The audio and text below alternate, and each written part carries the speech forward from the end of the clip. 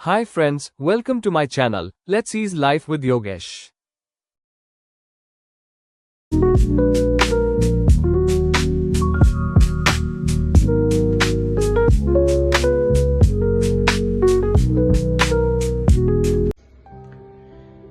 Hello friends, आजकल की भागदौड़ की जिंदगी में किसी बात को ध्यान से सुनने के लिए किसी के पास समय नहीं है। अगर हम किसी रील को, किसी वीडियो को देख भी रहे हैं तो हम बहुत जल्दी स्क्रॉल करते हैं। हमारे पास 2 मिनट का समय किसी बात को सुनने का नहीं है। पर मैं आशा करता हूं अगर आप इस वीडियो को अंत तक देखेंगे तो जो मैसेज मैं आप तक पहुंचाना चाहता हूं आप उसे बहुत क्लियरली समझ जाएंगे। आज का टॉपिक है पैसा या मॉरल वैल्यूज, जिन्हें हम एथिकल वैल्यूज भी कहते हैं। अब तुलसीदास जी ने पैसे के लिए पैसे का वर्णन एक समर्थ के रूप में किया है, क्योंकि जिसके पास पैसा है वो हर चीज से समर्थ माना जाता है। और हमारे अगर हम रेगुलर रूटीन में भी देखें तो हम यही माइंड सेटअप के साथ हैं, जिसके पास पैसा है उसका सब कुछ है।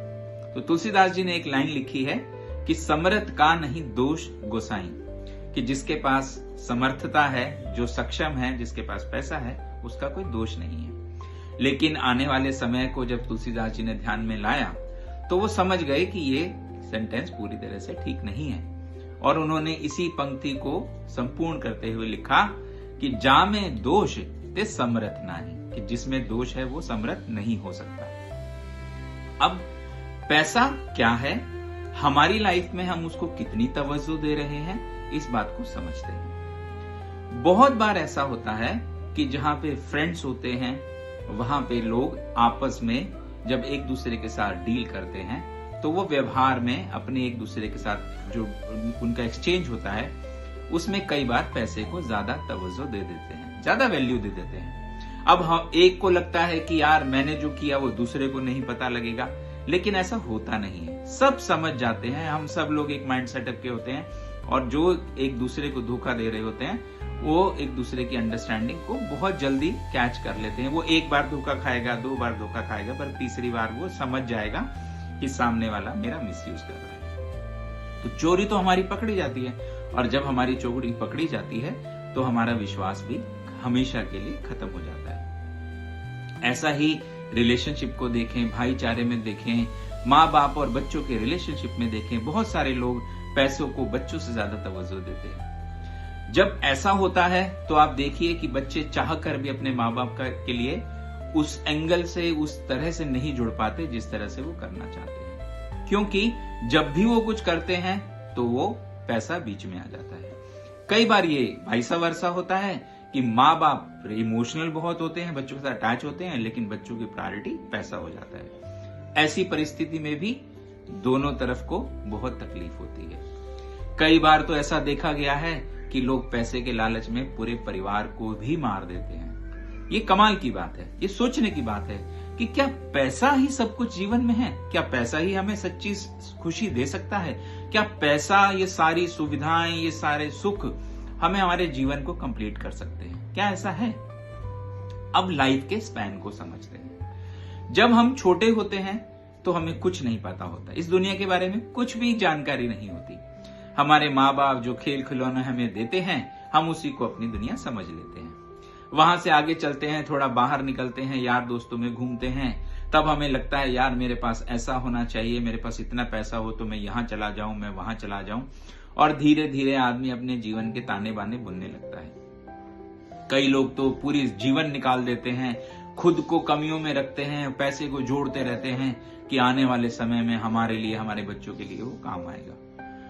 बात सही है, लेकिन सिर्फ पैसे को तवज्जो देकर अपने मोमेंट्स को ना जीना, प्रेजेंट लाइफ में ना रहकर पैसों की वजह से किसी और फ्यूचर लाइफ में जीना, ये बहुत गलत है।